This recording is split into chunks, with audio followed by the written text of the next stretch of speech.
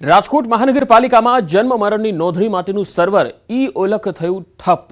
Server બંધ થતા કામગીરી બંધ કરાઈ છે. કોર્પોરેશનના સિવિક સેન્ટર બહાર કતારોમાં લાગેલા અરજદારોને વિલા મોઢે ઘરે પરત ફરવાનો વારો આવ્યો. વધુ માહિતી સાથે રાજકોટથી સંવાદદાતા હાર્દિક જોશી જોડાયા છે. હાર્દિક, સિવિક સેન્ટરમાં સર્વર ઠપ થયું છે. ક્યારે આ સર્વર વ્યવસ્થિત થશે? શું કહી રહ્યા છે કોર્પોરેશનના સત્તાધીશો? પંકજ, છેલ્લા 2 દિવસથી આ જે છે એ રાજકોટના સિવિક સેન્ટર ખાતે આ પરિસ્થિતિ જોવા મળી રહી છે. જે રીતના વાત કરવામાં આવે તો આ લાઈન છે, લાંબી લાઈનો, તે અહીંયા છેલ્લા 2 દિવસથી જોવા મળી રહી છે. અહીંયા અરજદારો છે તે સવારથી જ આવી જતા હોય છે. આજે પણ સર્વર બંધ છે, હજુ સુધી કામગીરી શરૂ નથી થઈ. આપણી સાથે અહીંયા કેટલાક ભાઈઓ છે. તમે કેટલા વાગે આવ્યા છો અને કેવી હેરાનગતિ? અડધો કલાક થયો સાહેબ આવ્યા એને. હેરાનગતિ આ 3જો દિવસ થી આવ્યા એને. પરમ દિવસે આવ્યા હતા, કાલે આવ્યા 1.25 કલાક લાઈનમાં ઉભા રહ્યા, પણ કાલે સર્વર બંધ હતું એટલે નીકળી ગયા ઘરે. અને આજે વહેલા આવ્યા છે. હવે જોઈએ શું થાય છે, જોઈએ હવે શું કરીએ છીએ. આ લોકો ખોલીને સર્વર ચાલુ થાય તો કામ. અહીંયા કેટલાક મહિલાઓ છે, બાળકો સાથે આવ્યા છે, બાળકો સાથે હેરાન થઈ રહ્યા છે. આપણે એમની સાથે વાત કરીશું. બેન, ક્યાંથી આવો છો? શું પરિસ્થિતિ? ડેમ પાસેથી આવું છું. 4 દિવસ થઈ ગયા છે. હા, પરમ દિવસ 2-3 છોકરાઓ છે મારે, 3 એને લઈને આવી હતી. આજ એકલો આવ્યો હોય અને હા, ત્યાંથી આવતા પણ રિક્ષા નથી મળતી તોય આવું જ છું. અહીંયા જે છે બાળકો સાથે લોકો આવી રહ્યા છે, મહિલાઓ આવી રહી છે, તેમને જે છે હેરાનગતિનો સામનો કરવો પડી રહ્યો છે. આ લાઈનો છે તે જોવા મળી રહી છે. પારાવાર મુશ્કેલીનો સામનો કરવો પડી રહ્યો છે. આ સર્વર ક્યારે શરૂ થશે તે હજુ સુધી ખ્યાલ નથી આવી રહ્યો. ખાસ કરીને જે રીતના વાત કરવામાં આવે તો રાજકોટ જે મહાનગરપાલિકા કચેરી છે ત્યાંના દ્રશ્યો છે. હું આપણે આ સિવિક સેન્ટર ખાતેના પણ દ્રશ્યો બતાવવાનો પ્રયાસ કરીશું. અહીંયા ખાસ બોર્ડ પણ મારેલું છે. બોર્ડમાં પણ સ્પષ્ટ રીતે લખેલું છે કે હાલ જે છે એ આ સર્વરની કામગીરી જે બંધ છે એમના કારણે અત્યારે જન્મ જે આગળની સૂચના ન મળે ત્યાં સુધી આ કામગીરી શરૂ નહીં થાય. એટલે કે અહીંયા લોકોને પારાવાર મુશ્કેલીનો સામનો કરવો પડી રહ્યો છે. લોકો છે તે પારાવાર હેરાન થઈ રહ્યા છે. વહેલી સવારથી જ અરજદારો છે તે આવતા હોય છે અને નાના બાળકો સાથે પણ કેટલીક મહિલાઓ આવતી હોય છે. તેમને અત્યારે ભારે મુશ્કેલીનો સામનો કરવો પડી રહ્યો છે. જી હાર્દિક, રાજકોટનો તો સ્માર્ટ સિટીમાં સમાવેશ થયેલો છે, વર્ષો થઈ ગયા, અને આ પ્રકારની સ્થિતિ જ્યારે રાજકોટમાં જોવા મળે, જ્યાં સર્વર ઠપ થાય, 3 દિવસ સુધી લોકો લાઈનમાં ઊભા રહે, કોર્પોરેશનના કોઈ પણ વ્યક્તિએ આ બાબતમાં ગંભીરતાથી કામ લેવું જોઈએ. 3 દિવસ સેના લાગી જાય છે, તો શું આ બાબતે કોઈ નિવેદન આપ્યું છે અધિકારીએ? પંકજ, માત્ર જે સિવિક સેન્ટર નહીં પરંતુ આધાર કેન્દ્ર છે તેની પણ એ સ્થિતિ જોવા મળી રહી છે. અહીંયા પણ છેલ્લા 4 દિવસથી આ લાઈનો લાગેલી છે.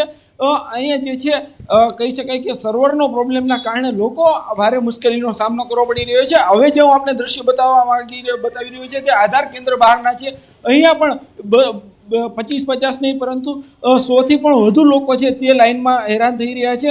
લોકો છે એમને એક ધક્કેથી કામ પણ નથી થતું, અનેક ધક્કા ખાવા પડી રહ્યા છે. હાલ અહીંયા આપણી સાથે કેટલાક આધાર કાર્ડ કઢાવવા આવેલા ભાઈઓ છે. આપણે એમની સાથે પણ વાત કરીશું.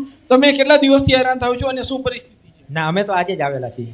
અને લાઈન તો ઘણી છે, 150 થી 200 માણસો છે અહીંયા કણે. અને એમ કહેવામાં આવે કે 2 દિવસથી સર્વર ડાઉન છે, એટલે આજે પણ વારો આવે એવી શક્યતા નથી. આજે શું કહેશો? એક બાજુ સ્માર્ટ સિટીની વાત કરવામાં આવે, બીજી બાજુ સર્વરના પ્રોબ્લેમના કારણે લોકોને હેરાન થવું પડે છે. શું પરિસ્થિતિ હોય છે અત્યારે? જો હું પૂર્વ ઝોનમાંથી આવું છું, ત્યાંથી એક અન્ય ફૂલ લાઈન છે, ત્યાં પણ વારો આવેલો નથી. તો અહીંયા આવ્યો છો. હવે અહીંયા જોઈ છીએ શું વારો આવે છે કે નથી આવતો. 15 દિવસ ત્યાં હું ધક્કા થઈ રહ્યો છું.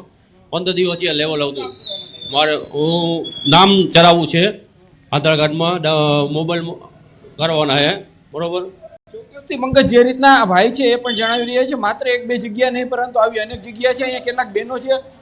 બેન, શું કહેશો? તમે ક્યાંથી આવો છો? અમે જસદણ પાસેના ભડલી ગામેથી આવ્યા છે. અમે 3-4 દિવસથી આવ્યા છીએ અને અહીંયા કોઈ જવાબ નથી દેતા. જમવાનો બ્રેક પડે તો તરત એની રજા. હજી 10 વાગ્યા તો ઓપન નથી અને 5 વાગ્યા તે ક્લોઝ કરી દે. અમે ઘરે ક્યારે જાય નક્કી નથી. 3 દિવસથી અમે બપોરે જમવાનું નથી મળતી, છતાં કોઈ બોલતું નથી. એક્સ્ટ્રા એ કોઈ બારી ઓપન કરી સુવિધા કરવી જોઈએ ને. કેવાયસી માટે આટલું બધું કર્યું છે તો એક્સ્ટ્રા આધાર કાર્ડ માટે બારી ખોલવી જોઈએ ને.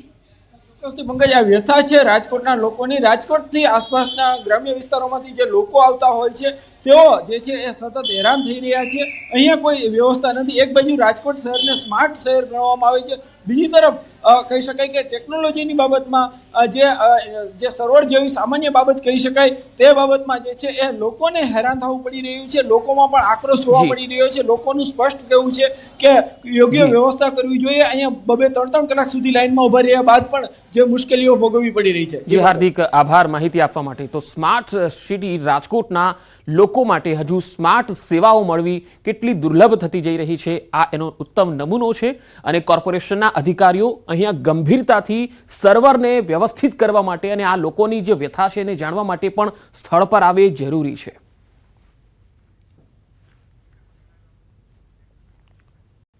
પ્રદેશ ભાજપને લઈને મહત્વના સમાચાર આવી રહ્યા છે. ભારતીય જનતા પાર્ટીના નવા સંગઠનની રચના થાય એ પહેલા મોટા સમાચાર કહી શકાય. ભાજપ દ્વારા તાલુકા અને જિલ્લાના નવા પ્રમુખો માટે ઉંમરની મર્યાદા નક્કી કરાઈ છે. તાલુકા પ્રમુખ બનવા માટે 40 વર્ષ સુધીની ઉંમરની મર્યાદા નક્કી કરાઈ છે, તો જિલ્લા પ્રમુખ માટે 60 વર્ષની ઉંમર મર્યાદા નક્કી થઈ છે. એટલે કે હવે 40 વર્ષથી વધુ ઉંમરના કોઈ નેતા તાલુકા પ્રમુખ અને 60 વર્ષથી મોટી ઉંમરના નેતા જિલ્લા પ્રમુખ બની શકશે નહીં. આમ ભાજપની યોજાયેલી બેઠકમાં 5-15 તારીખ સુધીમાં મંડળની રચના માટે અને વય મર્યાદા ધ્યાનમાં રાખીને નિયુક્તિ અંગે માર્ગદર્શન આપ્યું. ભાજપ તાલુકા અને શહેરી સાથે 580 મંડળના અધ્યક્ષની પ્રક્રિયા શરૂઆત કરી દેશે, જ્યારે 15 થી 30 તારીખ સુધીમાં જિલ્લા અધ્યક્ષની નિમણૂકની પ્રક્રિયા હાથ ધરાશે. બુદ્ધ સમિતિના ગઠન બાબત 30 નવેમ્બર સુધીમાં સમગ્ર ગુજરાતની અંદર બુદ્ધ સમિતિનું ગઠન પૂર્ણ કરવાનું છે. આ સંગઠન પર્વ એક ઉત્સાહરૂપ બની રહ્યું છે. ઠેર ઠેર બુદ્ધ અધ્યક્ષોના સરઘસો નીકળી રહ્યા છે, ઢોલ નગારા સાથે સ્વાગત થઈ રહ્યું છે.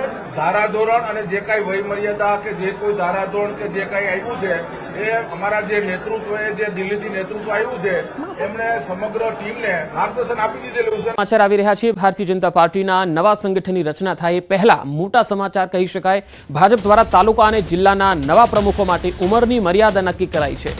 તાલુકા પ્રમુખ બનવા માટે 40 વર્ષ સુધીની ઉંમરની મર્યાદા નક્કી કરાઈ છે, તો જિલ્લા પ્રમુખ માટે 60 વર્ષની ઉંમર મર્યાદા નક્કી થઈ છે. એટલે કે હવે 40 વર્ષથી વધુ ઉંમરના કોઈ નેતા તાલુકા પ્રમુખ અને 60 વર્ષથી મોટી ઉંમરના નેતા જિલ્લા પ્રમુખ બની શકશે નહીં. આમ ભાજપની યોજાયેલી બેઠકમાં 5-15 તારીખ સુધીમાં મંડળની રચના માટે અને વય મર્યાદા ધ્યાનમાં રાખીને નિયુક્તિ અંગે માર્ગદર્શન આપ્યું. ભાજપ તાલુકા અને શહેરી સાથે 580 મંડળના અધ્યક્ષની પ્રક્રિયા શરૂઆત કરી દેશે, જ્યારે 15 થી 30 તારીખ સુધીમાં જિલ્લા અધ્યક્ષની નિમણૂકની પ્રક્રિયા હાથ ધરાશે. બુદ્ધ સમિતિના ગઠન બાબત 30 નવેમ્બર સુધીમાં સમગ્ર ગુજરાતની અંદર બુદ્ધ સમિતિનું ગઠન પૂર્ણ કરવાનું છે. આ સંગઠન પર્વ એક ઉત્સાહરૂપ બની રહ્યું છે. ઠેર ઠેર બુદ્ધ અધ્યક્ષોના સરઘસો નીકળી રહ્યા છે, ઢોલ નગારા સાથે સ્વાગત થઈ રહ્યું છે. ધારાધોરણ અને જે કાંઈ વયમર્યાદા કે જે કોઈ ધારાધોરણ કે જે કાંઈ આવ્યું છે એ અમારા જે નેતૃત્વએ જે દિલ્હીથી નેતૃત્વ આવ્યું છે એમણે સમગ્ર ટીમને માર્ગદર્શન આપી દીધેલું છે.